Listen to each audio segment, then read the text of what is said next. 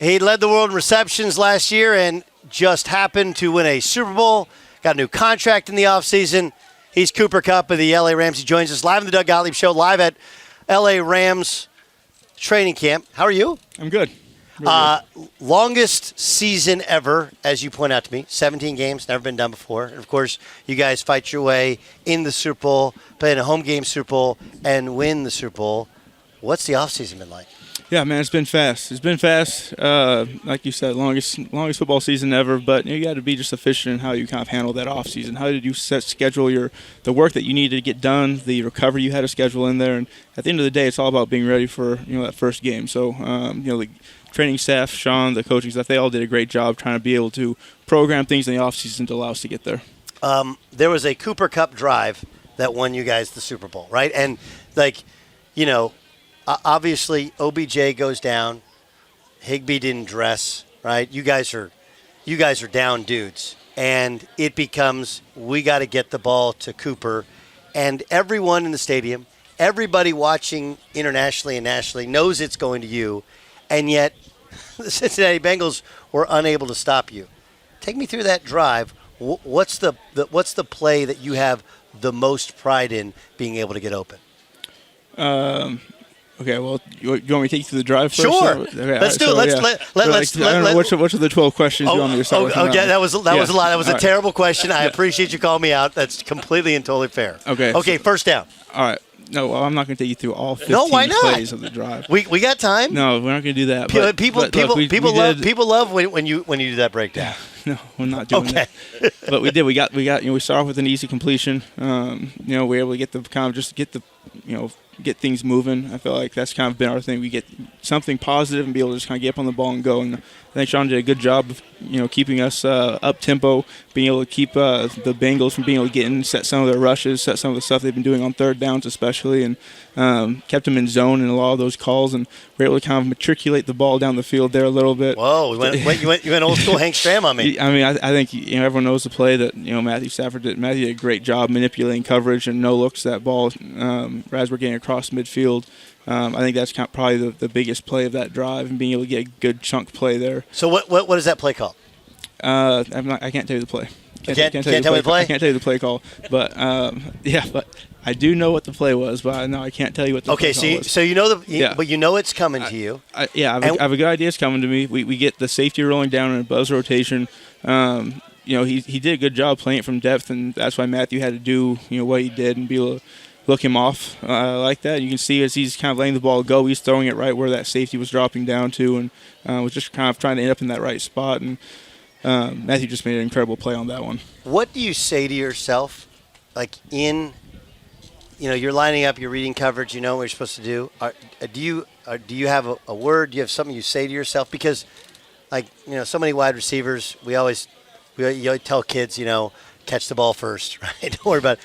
Do you have anything that you are trigger words to yourself or thoughts to yourself when you're about to catch football? I don't think so. I think it's really have a very, very calm mind and just try to be in that moment.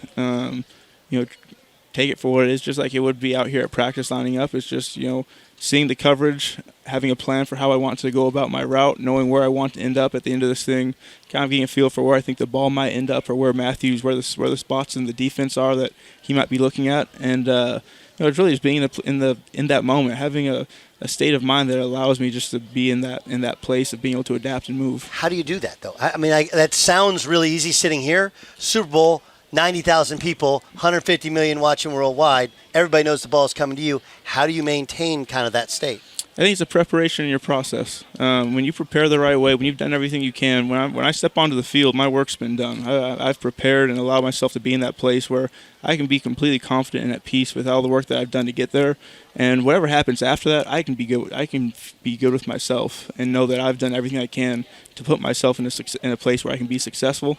And this is football. You're playing against some incredibly talented athletes and great coaches. There's things that aren't going to go your way, and you have to be okay with that. And as long as I can look back at it and say I've my process was right. My preparation and everything I put into it was there, and I enjoyed that process so much. It's not about the end result at the end of that day then. It's about being about that and enjoying that time. When I finally do get to that place to be able to go make those plays, it's just, trusting your preparation, trusting that process, and allowing yourself to be free in those moments. How has your life changed, considering, look, it hadn't always been easy for you, right? Like, you wouldn't have gone to Eastern, if things were easy for you. You're still a third-round pick despite the fact you killed it when you're in college.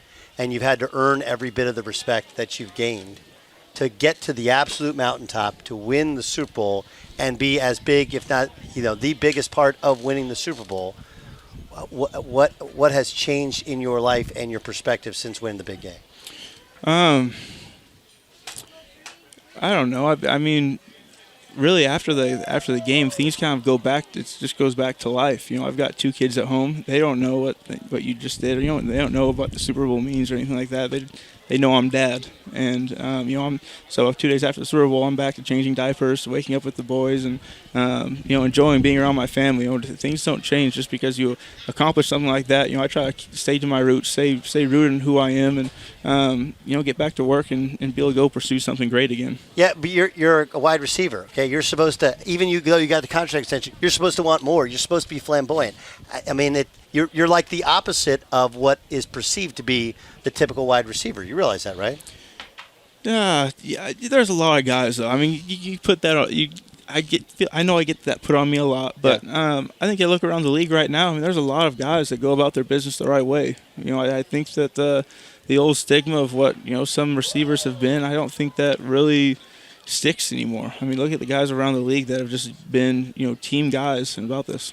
Well, listen, obviously you've been a team guy. Congrats on the new contract. Even bigger congrats on your family and the success in the football field. Can't wait to see you out there. Obviously not this weekend, but week 1 of the season. Thank you, Doug. All right, the great Cooper Kupp joining us on the Doug Gottlieb Show on Fox Sports Radio. Our thanks to the LA Rams, to Cooper, to Les Need for joining us. Thanks to you for listening. Live from Super Bowl champion Rams camp, this is the Doug Gottlieb Show, Fox Sports Radio.